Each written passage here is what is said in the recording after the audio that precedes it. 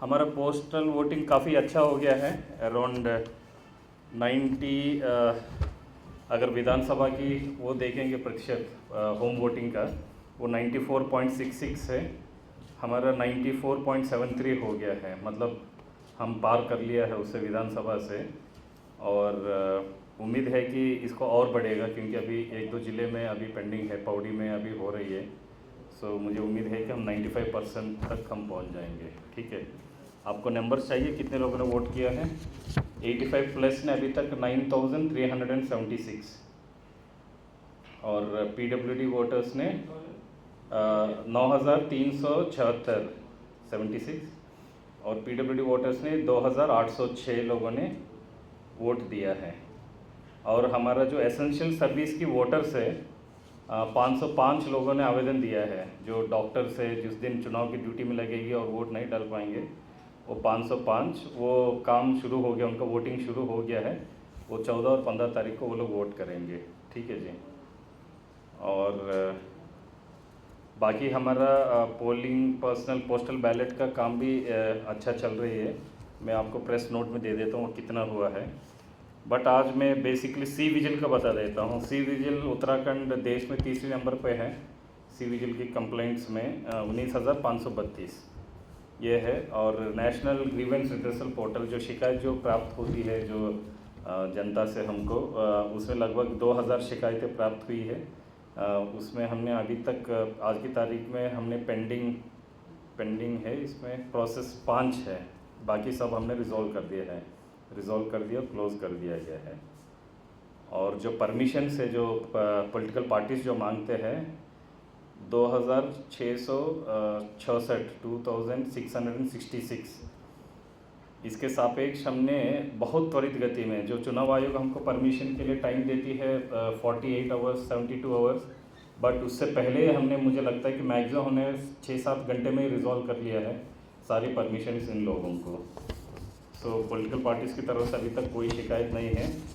आज मुख्य तौर पर मैं ये बताना चाहूँगा, कल आज थोड़ा मीडिया में थोड़ा सा गलत आप लोगों ने कुछ पोलिंग पर्सन वेलफेयर के लिए हमने जो किया है, कुछ मीडिया में सही रिपोर्टिंग नहीं हुआ। सो मैंने सोचा आप लोगों को तस्वीर थोड़ा सा क्लियर कर दूँ। ये पहली बार हुआ होगा हमने इस बार, क्योंकि हमारा पोलिंग पर्सनल लगभग 93,000 लोग लगते हैं, अलग अलग पुलिस हो गया, हमारा पोलिंग स्टाफ हो गया है, बहुत सारे लोग BLOs हो गया है।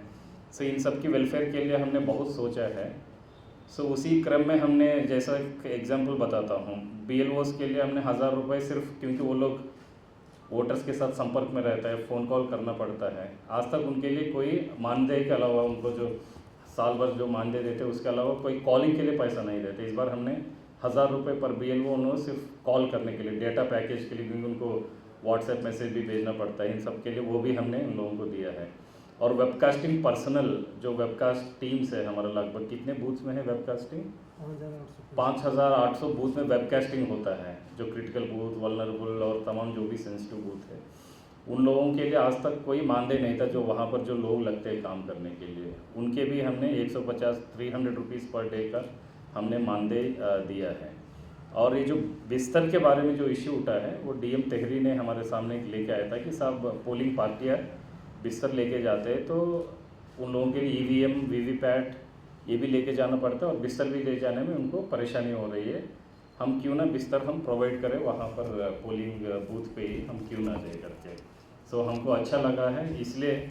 और हमारा लेखपाल लोगों का मैं धन्यवाद व्यक्त करता हूँ, वो लोग बहुत काम कराते हैं बूथों में, हमें लास्ट मोमेंट में उनको बिजली जोड़ना, तमाम टाइप की जो भी व्यवस्था हमारी लेखपाल साहिबानी करते हैं। वास्तव में उनके परेशानी में समझता हूँ कि प्राइस कम मिलता है, इसलिए सरकार ने उनको 500 रुपये, जो भी व्यवस्था करने के लिए 500 रुपये दे देते हैं।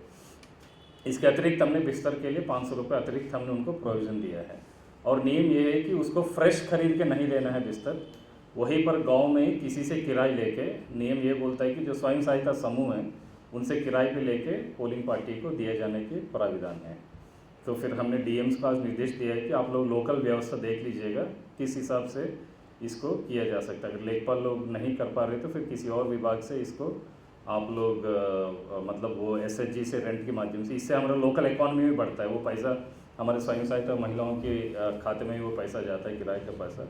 सो इकोनॉमी भी बढ़ता है। सो मैं आई होप मैंने क्लैरिफाई किया मेरा पोजीशन। और टर्नआउट बढ़ाने के लिए, क्योंकि आप लोगों को विदित है कि उत्तराखंड में हमेशा पोलिंग परसेंटेज थोड़ा सा कम रही है यहाँ, इस बार पहली बार हमने अभिनव पहल किया है। 60 लाख वोटरों को अभी तक हमने शपथ दिलाया है। ये बहुत ही बड़ी मात्रा है। इसके लिए हमने गिनीज के लिए भी प्रयास कर रहे हैं, क्योंकि एक अभिनव पहल है कि इतने सारे लोगों ने, हमारे पास हस्ताक्षर है। ऐसा नहीं है कि आप ये मत सोचिए कि हवा में हमने शपथ दिलाया है। हमने तो बिल्कुल एकदम हस्ताक्षर है, अंगूठा निशान या हस्ताक्षर लोगों का, वहाँ पर उपस्थित लोगों का, ये सब हमने किया है। और पहली बार हमने पोलिंग पार्टी को एक बैग दिया है जिससे वो सामान ले जा सकते। इससे पहले एक छोटा सा बैग दिया जाता था, इस बार हमने एक बैकपैक दिया है और बाद में उसको पोलिंग पार्टी उसको ले जा सकता है स्वयं, उसको हमको वापस करने की ज़रूरत नहीं है। सो दैट उन लोगों को सामान को ढुलान करने में इसके लिए थोड़ा सुविधा रहे। और पहली बार हमने बूथ हेल्थ मैनेजमेंट प्लान बनाए हैं सारी पोलिंग पर्सनल के लिए। आज तक ये कभी नहीं बनाए। मतलब हर प्रिसाइडिंग ऑफिसर ये जान सकता है कि मुझे एक इमरजेंसी होने से पहले क्या होता था, कुछ घटना घटी, उन्होंने सेक्टर मजिस्ट्रेट को इन्फॉर्म किया, उन्होंने जोनल मजिस्ट्रेट को इन्फॉर्म किया, जोनल मजिस्ट्रेट एसडीएम को इन्फॉर्म किया, फिर एसडीएम से डीएम को आया, डीएम फिर उनको बताते तो वापस इन्फॉर्मेशन फ्लो वापस जाते हैं कि क्या करना चाहिए।